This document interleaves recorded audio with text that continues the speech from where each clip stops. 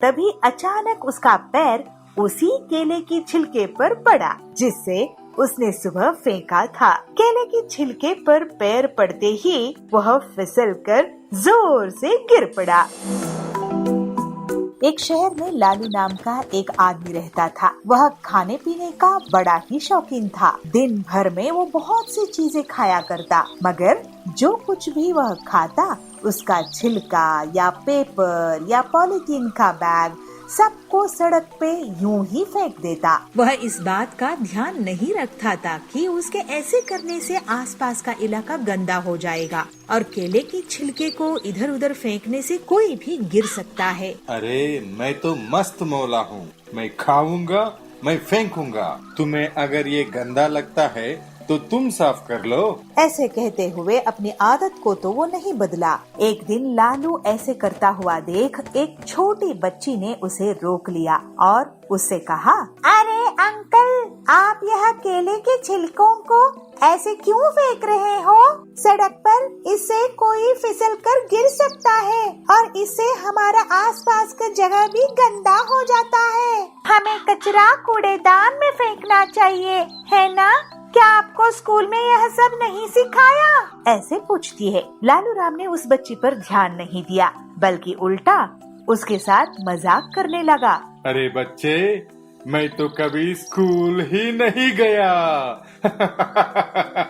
लालू हंस हंस कर वहाँ से चल पड़ा। लेकिन जब वह शाम को अपने घर की ओर वापस लौट रहा था, तब वही बच्ची पास में अपने दोस्तों के साथ खेल रही थी। लालू उस बच्ची को देख रहा था। उसे देखकर लालू मुस्कुरा रहा था कि तभी अचानक उसका पैर उसी केले की छिलके पर पड़ा जिससे उसने सुबह फेंका था। केले की छिलके पर पैर पड़ते ही वह फिसलकर जोर से गिर पड़ा। अरे मैं तो गिर गया, कोई तो बचाओ, कोई तो उठाओ, हाय मेरी कमर। कहते हुए दर्द से बिलबिलाता रहा। उसको देख आसपास के सारे बच्चे उस पर हंसने लगे। तब उस बच्ची उसके पास वापस आकर कहती है, क्यों अंकल, मैंने कहा था ना कि कूड़ा कचरा कूड़ेदान में फेंकना चाहिए। अब तो आपको समझ में आई।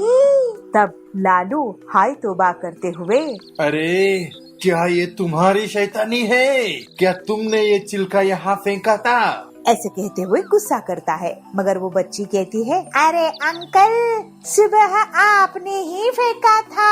आपका फेंका हुआ है ये केले का छिलका। केले के छिलके ने आखिर आपको सबक सिखाया ना। कहते हुए उसको हाथ देकर सब बच्चों की सहारे उसको उठाते हैं और पानी पिलाते हैं और सब बच्चे मिलकर उसको समझाते हैं कि अंकल देखो, हमारे स्कूल में तो सिखाया है, अगर आप स्कूल नहीं गए हो तो हमसे सीखो। जो भी कचरा है, कूड़ा है, उसको कूड़ेदान में फेंकना चाहिए और हमारे आसपास और इर्द गिर्द के प्रदेश को हमें खुद साफ सुथरा रखना चाहिए। इतना ही नहीं अंकल, और भी है। सूखा कचरा गीला कचरा अलग अलग डालने से सरकार उससे गोबर बनाएगी। हाँ अंकल, उसको रिसाइकिल करेगी। अब तो समझ में आई ना। लालू को अपने किए पर बच्चों की बात सुन के बहुत शर्मिंदगी होती है और लालू कहता है, हाँ हाँ बेटा, अब तो अच्छे से समझ में आ गई। अब के बाद ना मैं कचरा फेंकूंगा और ना फेंकने दूंगा। ऐसे लालू अपनी गलती की एहसास करते हुए कचरा न करने का प्रण लेता है और उसके बाद बिल्कुल जैसे बच्चों ने समझाया था, सूखा कचरा और गीला कचरा अलग अलग करके साफ सफाई की ध्यान रखता है। पीलू चिड़िया को बचपन से ही खाना बनाने का बहुत शौक था। उसके पिताजी लोहे के औजार बनाने का काम करते थे। उसकी माँ सुंदरी उन औजारों को जंगल में बेच कर आती थी। पीलू चिड़िया उन दोनों की गोद ली हुई बेटी थी और वे लोग एक पेड़ की डाल में साथ साथ रहते थे। अरे पीलू, तूने सुबह से कुछ बनाई है कि नहीं? भूख से पेट जोर जोर से दुख रहा है। हाँ माँ, मैंने ये देखिए आज एक नई डिश बनाई है। अरे ये चावल में क्या डाल दी है तूने? ये बिरयानी है माँ, मैंने आज ही सीखी हूँ, एक बार टेस्ट करके तो देखिए। अरे पीलू बिटिया, तू खाने के अलावा कुछ और काम में भी ध्यान दिया कर। जब देखो कुछ न कुछ खाने का बनाती ही रहती है। 1-2 साल बाद तेरी शादी भी तो करनी है, कुछ घर के काम भी तो सीख ले। ओहो, अरे तू तो शर्मा गई। अच्छा चल जा, बाहर जा और भट्टी गरम कर, लोहा पीटना है। पीलू बहुत गुणवान बच्ची है, हमें उस पर गर्व है। वो कुछ न कुछ नया पकवान हमेशा बनाने की कोशिश करती है। लेकिन हम लोग इतने रईस नहीं हैं। अगर रोज रोज इतनी महंगी खाने की चीजें बनेंगी तो पैसे कैसे बचेंगे? चिंता क्यों करते हो जी? बच्ची का भाग्य है, उसके भाग्य में जो होगा वो उसे भगवान जरूर देंगे। मेरे बस की बात होती तो उसे 10वीं कराकर घर में नहीं बैठाता और आगे पढ़ाता। वैसे हमारी पीलू जिस घर में भी जाएगी उस घर को बहुत खुश रखेगी। बस एक अच्छा सा लड़का मिल जाए उसके लिए। अरे हम गरीब लोग हैं, गरीब पेड़ में रहते हैं, गरीब घोंसले में रहते हैं, लड़का भी तो ऐसा ही देखना पड़ेगा ना। जब भी पीलू चिड़िया की माँ की तबीयत खराब हो जाती थी तो पीलू चिड़िया पेड़ की एक डंगाल पर औजारों को बेचने बैठ जाती थी। एक दिन उसे वहाँ भोलू मिला। भोलू उससे कहता है, अरे पीलू, तुम यहाँ क्या कर रही हो? मैं ये मेरे पापा द्वारा बनाए गए औजार यहाँ पर बेच रही हूँ। ये औजार क्यों बेच रही हो? ये हमारा पेशा है भोलू। तुम तो पढ़ने में इतनी अच्छी थी, फिर ये काम क्यों कर रही हो? मेरे पिताजी ने मुझे 10वीं पढ़ा दिए, वही हमारे लिए बड़ी बात है। वैसे भी लड़कियों की उतनी पढ़ाई कहाँ होती है, यही तो हमारी समस्या है, लड़कियों को ज़्यादा पढ़ाते नहीं हैं। खैर ये बताओ तुम रहती कहाँ हो? यही पास में ही हमारा घोंसला है। वैसे तुम्हें किस बात का शौक है? मुझे खाना बनाने का बहुत शौक है। अरे तो तुम आलू के पराठे, पिज्जा, बिरयानी, जो भी तुम्हें खाना बनाना आता है वो बना कर बेचो। ये औजार क्यों बना के बेच रही हो? औजार के काम से तुम ज्यादा कमाने लगोगी। पीलू चिड़िया ये सुनकर बहुत खुश हो जाती है। कुछ दिन बाद जंगल में एक तूफान आता है। पीलू चिड़िया के पिताजी उस तूफान में फंस जाते हैं और उनकी जान बाल बाल बचती है। लेकिन इस तूफान की चपेट में आने के कारण उनका आधा शरीर काम करना बंद कर देता है। उनकी पत्नी सुंदरी सोचती है कि कैसे अब आगे घर चलेगा। सुंदरी कहती है, आप चिंता मत कीजिए जी, हम आपको अच्छे डॉक्टर को दिखाएंगे। अरे लेकिन पैसा कहाँ से आएगा? पीलू की शादी भी तो करनी है। पीलू इस बात को सुनकर बहुत दुखी हुई और वो अपने पिताजी के पास आकर बोली, पिताजी आप चिंता मत कीजिए, मैं हूँ ना, मैं और मेहनत करूँगी और मैं और माँ कोई न कोई रास्ता जरूर निकाल लेंगे। पीलू की बात सुनकर उसके पिताजी कहते हैं, अरे बेटा तू इतनी छोटी है, तू क्या क्या करेगी? पीलू कहती है, पिताजी जब तक पिताजी आप ठीक नहीं हो जाते मैं घर के बाहर आलू के पराठे, पिज्जा बनाकर बेचा करूँगी। अरे पीलू ये काम करोगी तो लोग क्या कहेंगे? पीलू समझदारी से जवाब देती है, पिताजी जब मैं जंगल में औजार बेचती हूँ तब क्या कोई कुछ कहता है? हाँ में हाँ मिलाते हैं। अगले दिन पीलू भट्टी पर पिज्जा बनाती है और अपने माँ पिताजी को कहती है, माँ पिताजी ये पिज्जा एक बार खा के देखिए कैसा बना है। पीलू के माँ और पिताजी उस पिज्जा को खाते हैं। पीलू चिड़िया की तारीफ करते हैं, अरे वाह ये तो बहुत स्वादिष्ट लग रहा है, हमने तो ऐसा कभी कुछ नहीं खाया था, अब मैं यही काम करूँगी। पीलू की माँ कहती है, लेकिन ये सब तेरे दिमाग में आया कहाँ से? माँ मुझे ये सलाह भोलू ने दी। ये भोलू कौन है? माँ भोलू मेरे साथ स्कूल में पढ़ता था। इस तरह पीलू चिड़िया पिज्जा और आलू के पराठे बेचने लगी और जो भी पक्षी उसके यहाँ पिज्जा और आलू का पराठा खाता वो उसका फैन हो जाता। इस तरह से पीलू चिड़िया धीरे धीरे अपनी मेहनत से प्रसिद्ध होने लगी। दूर दूर से पक्षी पीलू चिड़िया के पास पिज्जा और पराठा खाने आने लगे और उसके पास काफी पैसा जमा हो गया। फिर एक दिन पीलू चिड़िया अपने पिताजी को लेकर बड़े डॉक्टर के पास जाती है। डॉक्टर कहता है, इनका इलाज तो हो जाएगा लेकिन बहुत खर्चा आएगा, महंगी दवाइयाँ लगेंगी। कोई बात नहीं डॉक्टर जी, जितना भी पैसा लगे आप मेरे पिताजी को ठीक कर दीजिए। वाह पीलू तेरे खाने से तो हमारी किस्मत ही बदल गई, अब तू और अब बड़ी दुकान खोल। जैसे जैसे पीलू की आमदनी बढ़ने लगी पीलू और उसके परिवार का रहन सहन भी बदल गया। पीलू अब एक नए घोंसले में रहती थी। एक दिन भोलू उससे मिलने आता है। भोलू को पीलू का परिवार पसंद करता है और इस तरह से पीलू और भोलू की शादी हो जाती है।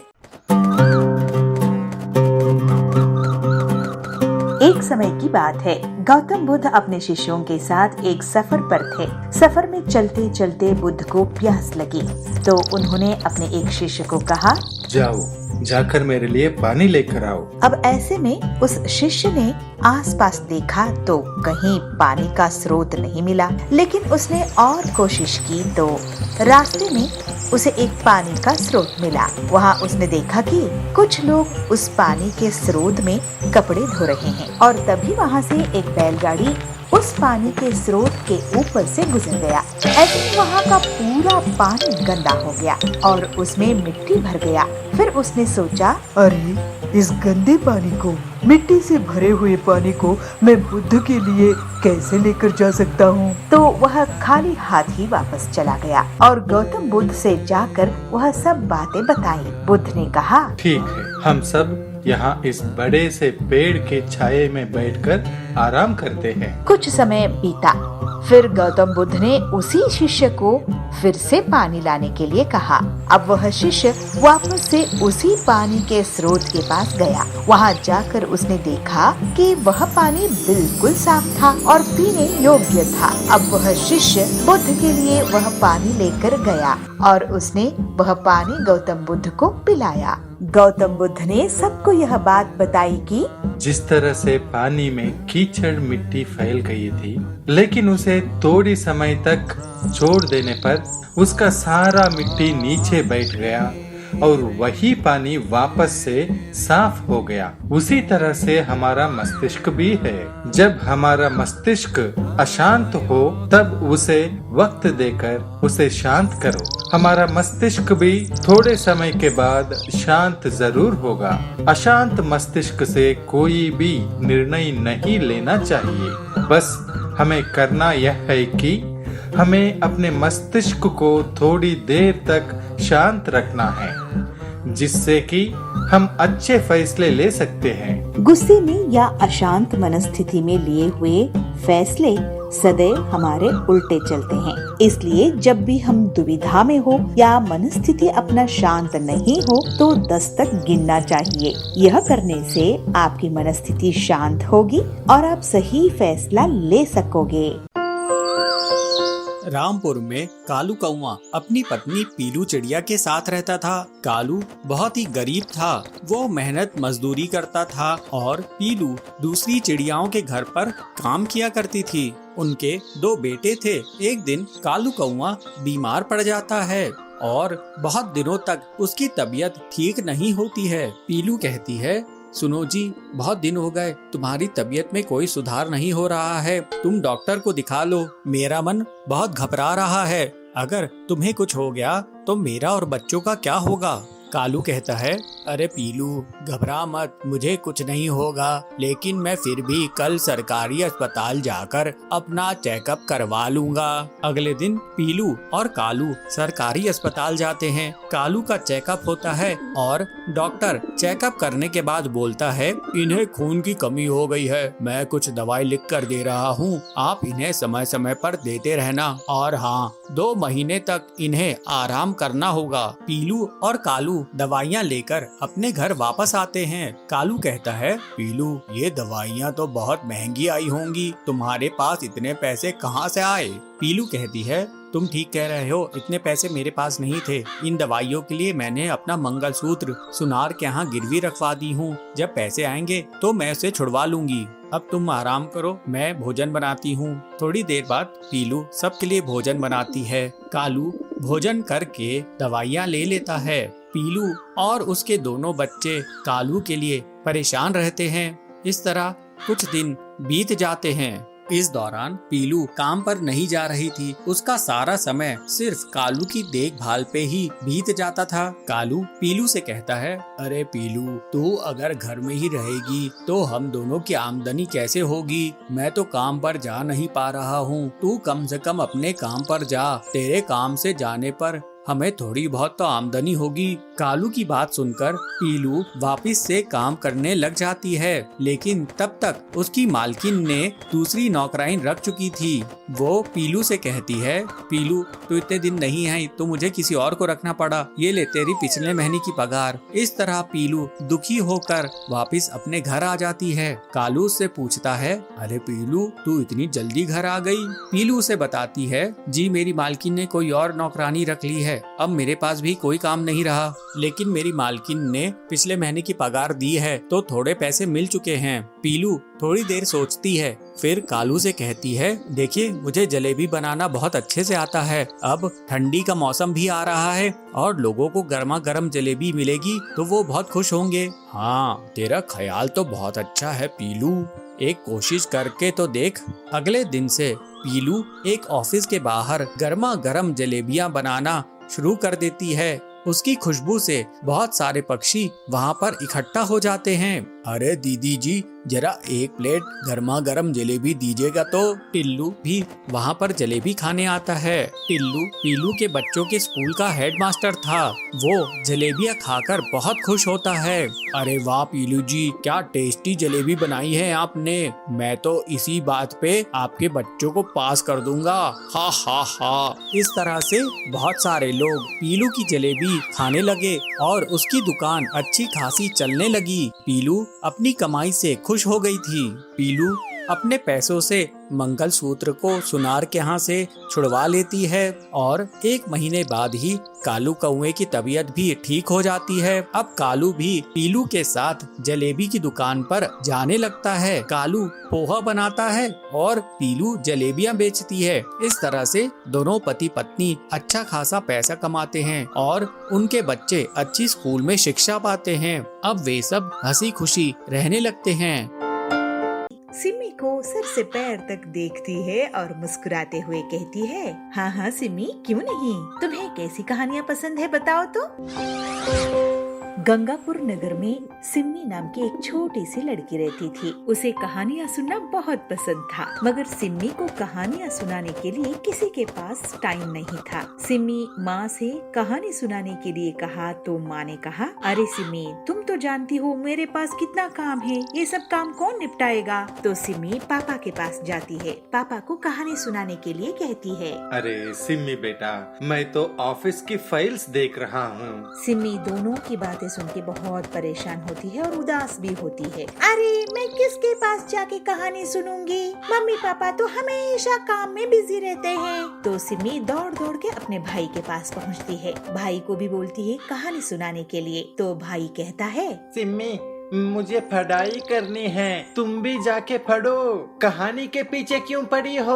तो सिमी के मुंह पे फिर से उदासी छा जाती है, मगर सिमी हार नहीं मानी, पड़ोस में जाके पहुंच जाती है। पड़ोसी की आंटी को कहती है कहानी सुनाने के लिए। तो पड़ोस की आंटी कहती है, अरे मुझे कुछ काम धंधा नहीं है क्या, मैं अभी बाजार जा रही हूँ, अभी नहीं। सबकी ना सुनते सुनते सिमी थक के घर आ जाती है और तय करती है, अरे इन सब के पास टाइम नहीं है तो क्या हुआ, मैं कल जाके टीचर से पूछूंगी। ऐसे सोच के खाना खा के सो जाती है और सुबह स्कूल पहुंचती है तो टीचर से कहती है कहानी सुनाने के लिए। तब टीचर ने कहा, नहीं अभी नहीं, पहले हम हिस्ट्री की लेसन खत्म करते हैं, बाद में टाइम मिला तो देखा जाएगा। तो सिमी फिर उदास चेहरे से आके अपने बेंच पे बैठ जाती है। सिमी जिस किसी को भी कहानियाँ सुनाने की मांग कर रही थी, उनके पास कहानियाँ सुनाने के लिए कोई टाइम ही नहीं था। एक दिन आशा दीदी सिमी के स्कूल आती है। आशा दीदी टीचर भी नहीं थी और वो पढ़ती भी नहीं थी। वे उस स्कूल में पढ़ने वाले बच्चों से बड़ी थी, मगर टीचर से छोटी थी। आशा दीदी दिखने में बहुत सुंदर थी, दुबली पतली सी है तो भी उसकी चेहरे पे एक अजीब सा मुस्कान था। आशा दीदी रोज स्कूल आने लगी और बच्चे और टीचर की दोस्त बन गई। तो सिमी की मन में एक ख्याल आता है, अरे मैं आशा दीदी को कह के कहानी सुन सकती हूँ, मगर सिमी के मन में थोड़ी सी हिचकिचाहट थी कि कैसे पूछे। तो वो एक दिन धीरे से आशा दीदी के पास जाती है। आशा दीदी, क्या आपके पास थोड़ा समय मेरे लिए है? क्या आप मुझे कहानी सुनाएंगी? तो आशा दीदी सिमी को सर से पैर तक देखती है और मुस्कुराते हुए कहती है, हाँ हाँ सिमी, क्यों नहीं, तुम्हें कैसी कहानियाँ पसंद है बताओ तो। सिमी को इससे पहले ऐसे कोई प्यार से बात नहीं किया कहानियों के बारे में। तो सिमी सोचते हुए पूछती है, दीदी क्या आपको भालू की कहानी आती है? तो आशा दीदी स्कूल के आंगन में स्कूल के बाद कहानी सुनाने की वादा करती है। तो सिमी और उसके दोस्त स्कूल के आंगन में स्कूल की लास्ट घंटी बजने के बाद जा पहुंचते हैं और आशा दीदी अपनी कहानी शुरू करती है। आशा दीदी जंगल में घूमते घूमते खो गया हुआ एक भालू की कहानी शुरू करती है। आशा दीदी की कहानी सुनाने की तरीका इतना मजबूत था कि सिमी को आशा दीदी की सिर्फ आवाजें सुनाई दे रही थी और सिमी तो अपनी ख्यालों में जंगल में भालू के साथ खुद खो गई थी। आशा दीदी की कहानी सुनाने की तरीका इतना आकर्षक था कि आसपास खेलने वाले सिमी के सारे दोस्त भी आशा दीदी की फैन बन गए और वो भी कहानी सुनने के लिए आ पहुँचे। ऐसे ही कहानियों का सिलसिला हर दिन चलता रहा।